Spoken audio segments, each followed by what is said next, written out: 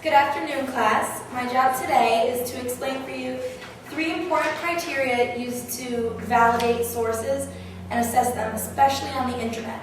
Because there's so much information on the internet, so much of which anyone can make up, it's really important to look critically at what you're reading to make sure it's valid. So first you need to look at authorship, because I could write something, or Joe Schmo could write something about cancer that when we don't know anything about cancer. Whereas Dr. Smith of Harvard Medical is a reputable person who could say something about cancer, since he's a doctor.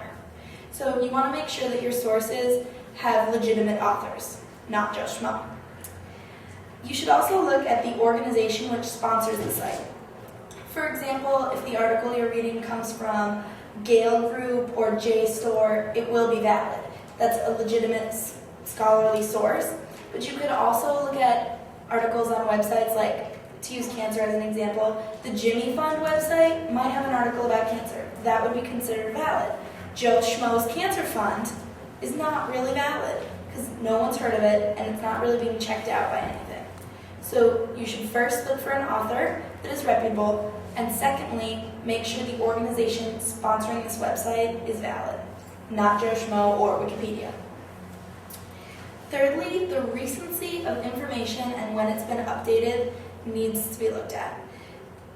Just as an example, there's articles around from the 1950s that say smoking cigarettes are healthy. It's obviously not, so you just need to make sure that the articles you're looking at are coming from within the past few years, especially if it's something regarding the health field or anything that might have changed. Technology, for example, with the internet, it's changed so much in a short period of time.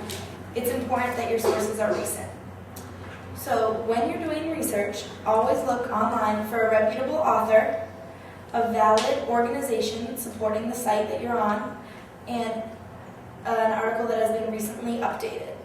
And this way you'll know when you give your speech, you'll have a good response and no one can call your information invalid. Thank you and have a great day.